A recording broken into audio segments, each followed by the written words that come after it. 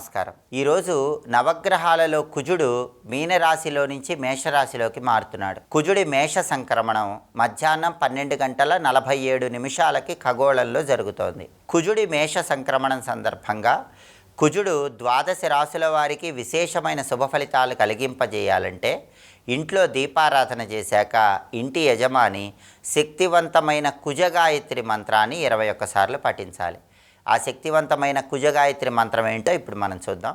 అంగారకాయ విద్మహే శక్తిహస్తాయ ధీమహి తన్నో భౌమః ప్రచోదయాత్. దీన్ని కుజగాయత్రి మంత్రం అంటారు. నవగ్రహాలలో కుజుడు ఈరోజు మీనరాశిలో నుంచి మేషరాశిలోకి మారుతున్నాడు కాబట్టి, కుజుడి మేష సంక్రమణం జరుగుతోంది కాబట్టి ఈ కుజగాయత్రి మంత్రాన్ని గనక పఠించినట్లయితే ద్వాదశ రాశుల వారికి సంపూర్ణంగా కుజుడి అనుగ్రహం వల్ల అనుకూల ఫలితాలు సిద్ధింపజేసుకోవచ్చు.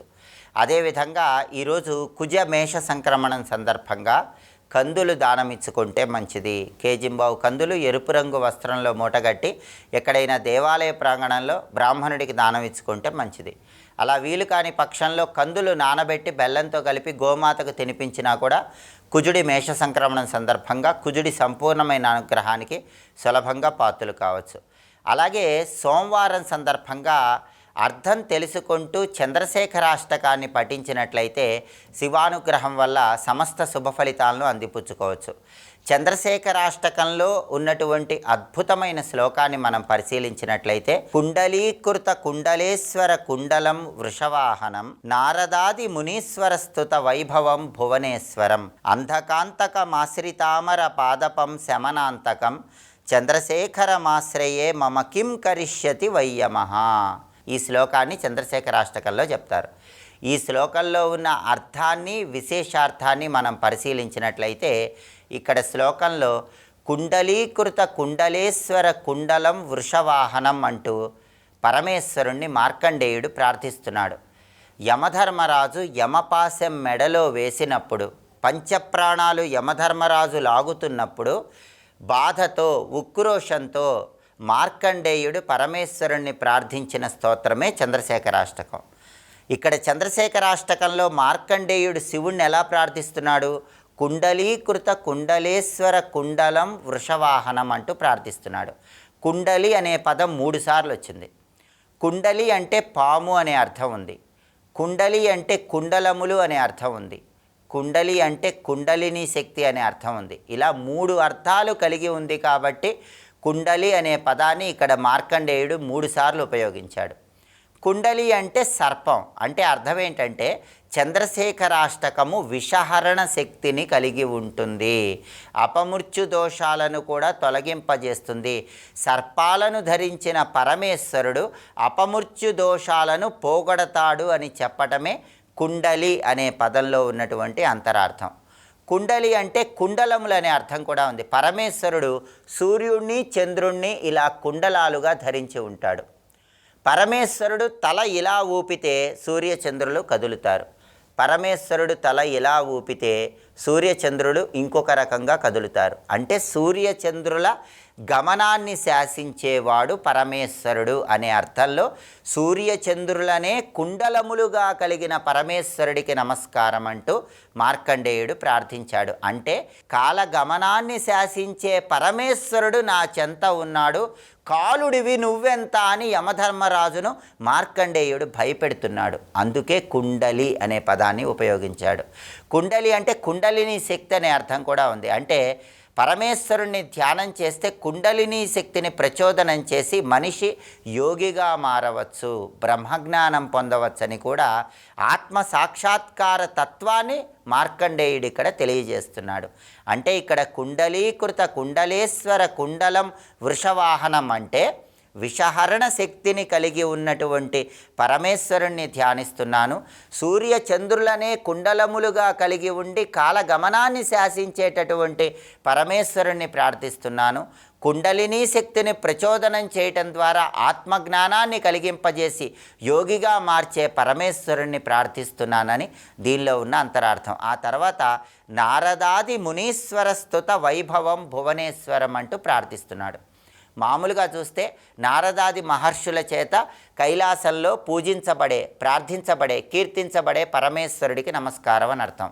కానీ దీనిలో ఉన్న లోతైన అర్థాన్ని మనం గమనిస్తే నారదాది మహర్షులందరూ కూడా పరమేశ్వరుణ్ణి ప్రార్థిస్తూ ఉంటే కైలాసంలో అది భూలోకంలో యమధర్మరాజు యమపాశం మెడలో వేసినటువంటి మార్కండేయుడికి ఆ ప్రార్థనలు వినపడుతున్నాయి. అది దీనిలో ఉన్న లోతైన అర్థం. అంటే యమధర్మరాజు మార్కండేయుడి మెడలో యమపాశం వేస్తే ఆ మృత్యుఘోష మార్కండేయుడికి వినిపించటం లేదు, ఆ మృత్యు వేధ మార్కండేయుడికి తెలియటం లేదు. కైలాసంలో నారదాది మహర్షులు పరమేశ్వరుణ్ణి ప్రార్థిస్తున్నటువంటి నమస్సోమాయ చ రుద్రాయ చ నమస్తామ్రాయ చ అరుణాయ చ నమశంగాయ చ అనేటటువంటి ఆ వాక్యాలన్నీ మార్కండేయుడికి వినిపిస్తున్నాయి, మృత్యుఘోష వినిపించటం లేదు. అంటే దీనిలో ఉన్న విశేషార్థం ఏంటంటే ఎవరైనా శరీరాన్ని విడిచిపెట్టేటప్పుడు మృత్యుఘోష వినిపించకూడదు, పరమేశ్వర సంబంధమైనటువంటి నామాలు చెవుల్లో మారు మోగిపోవాలి, అటువంటి శివభావన తెచ్చుకోవాలి. ఆ విధంగా ఇంద్రియాలు పనిచేయాలి. చెవులకి శివ సంబంధమైనటువంటి శబ్దాలు వినిపించేలాగా ఈ ఇంద్రియాలు పనిచేయాలన్న లోతైన అర్థాన్ని మనం ఇక్కడ తెలుసుకోవాలి. అందుకే నారదాది మునీశ్వర స్తుత వైభవం భువనేశ్వరం.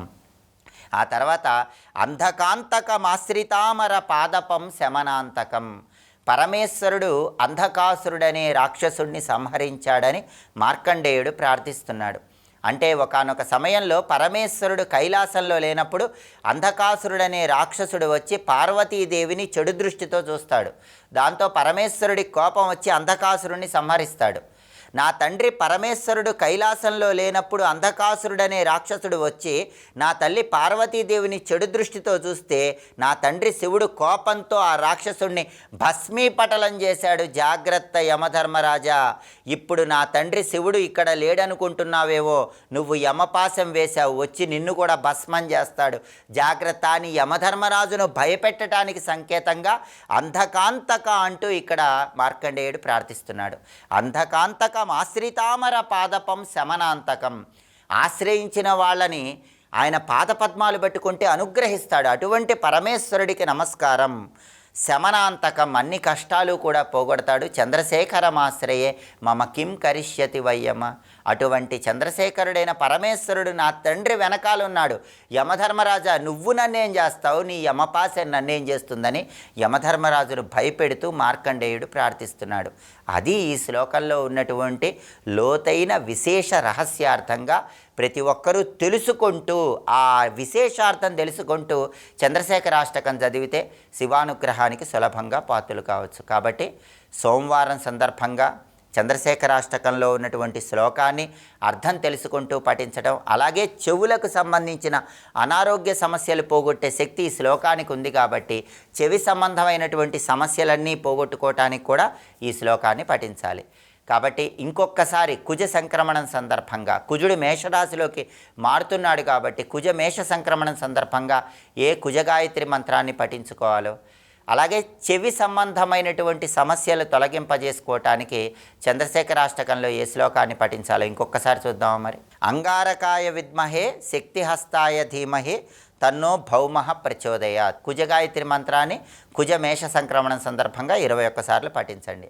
అలాగే చంద్రశేఖరాష్టకంలో చెవి సంబంధమైన సమస్యలన్నీ పోగొట్టుకోవటానికి కుండలీకృత కుండలేశ్వర కుండలం వృషవాహనం నారదాది మునీశ్వర స్తుత వైభవం భువనేశ్వరం అంధకాంతకమాశ్రితామర పాదపం శమనాంతకం చంద్రశేఖరమాశ్రయే మమ కిం కరిష్యతి వయ్యమ్మ అనే శ్లోకం చదువుకోండి. నవగ్రహాలలో కుజుడి అనుగ్రహానికి, చంద్రశేఖరుడైనటువంటి పరమేశ్వరుడి అనుగ్రహానికి ప్రతి ఒక్కరూ సులభంగా పాత్రలు కండి. స్వస్తి.